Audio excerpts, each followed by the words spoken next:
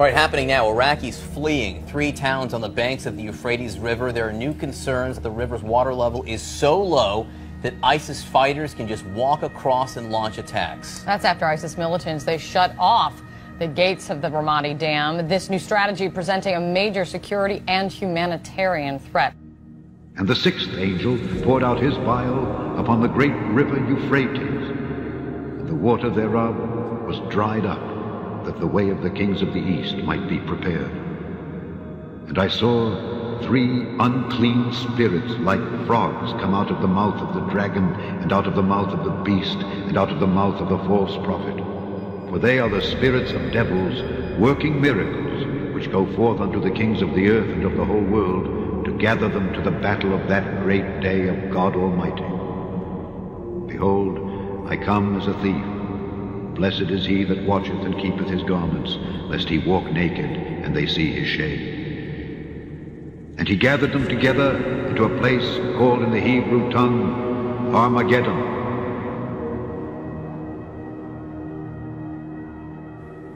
This low water in a riverbed in Ramadi is an attack.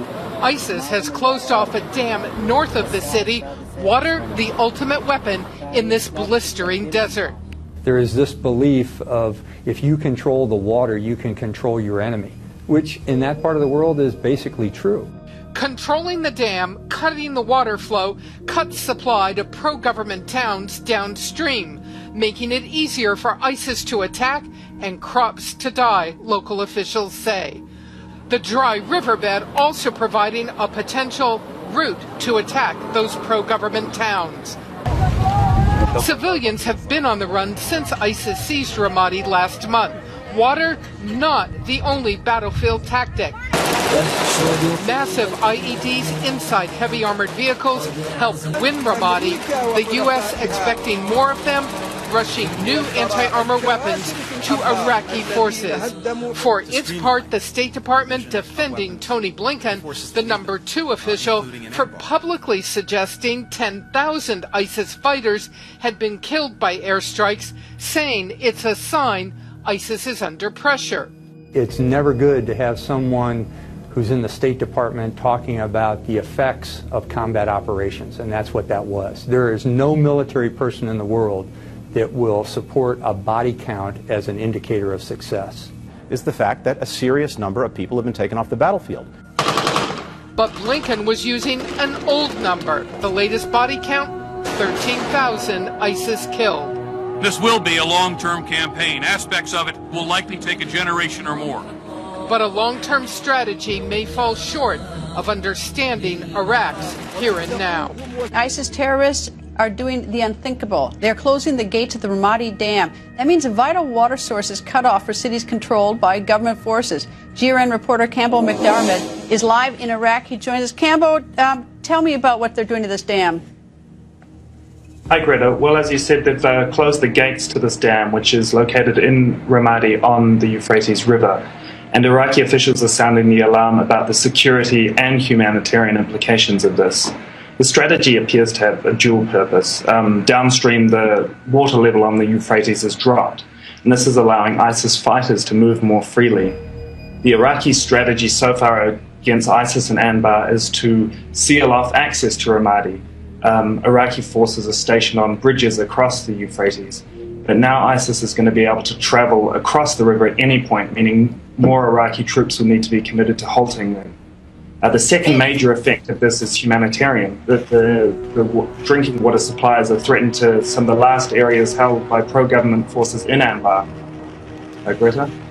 I was going to ask you about the humanitarian aspect. Any idea the number of people who are going to have their water supply cut off? Yeah, well, the UN was already supplying emergency water to Habanea Township, tens of thousands, I believe. The fear is the situation now could get a whole lot worse with the Euphrates water supply in jeopardy. Iraqi officials are releasing some water from the Habanea lake downstream so that southern provinces will have some flow still coming through, but they said this is a temporary solution only. It'll only last for a few days. So they are saying they need to either retake the dam, which is going to be difficult because it's in Ramadi, or maybe destroy it with airstrikes. So what is the plan? I mean, just to wait it out? I mean, if they can't go in and they can't throw ISIS out and reopen the dam, so what's inevitable? Just that these people are going to be without water, and it's a strategic advantage for ISIS? Is that the end of this? Yeah, I mean, this is something that ISIS has done before. Last summer, when they were blitzkrieging across Iraq, they took control of the Mosul Dam briefly, and they also tried to take the Haditha Dam. These are bigger dams on the Euphrates, and the fear was the same then, that they would either stop the water supply or, in the case of those ones, inundate southern Iraq. So we saw then that it was imperative for them to retake these dams, and in that case, U.S. airstrikes were helpful in enabling the Kurds to recapture the Mosul Dam and to prevent ISIS from taking the Haditha Dam. Greta? Campbell, thank you. ISIS cutting off a vital lifeline to thousands of people. The militants have shut most of the gates to a dam in the Iraqi city of Ramadi, that's right along the Euphrates River. And the move by ISIS could make it easier for it to attack towns downstream.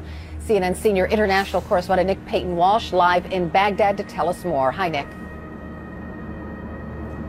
Carol, there are two real sides to this, as you mentioned. It seems that ISIS now have pretty definitively closed more or less all of the 26 gates of the dam they've controlled outside of Ramadi. They let 2 or 3 open occasionally, we understand, to let water flow down from that river, the Euphrates River, from Ramadi all the way down to Fallujah, which they already control. They want to make sure some water flows down to their people there, but they're stemming the vast majority of that water, and we've just actually been seeing social media pictures uploaded that show how downstream some of the riverbed is exposed, and upstream there are pictures of how it's overflowing, people holding fish they've caught. Clearly a bid by ISIS to say to those people caught up in the fighting there, look, we have the one thing you need for agriculture, for basic daily life in this punishing climate out here in the desert here, water.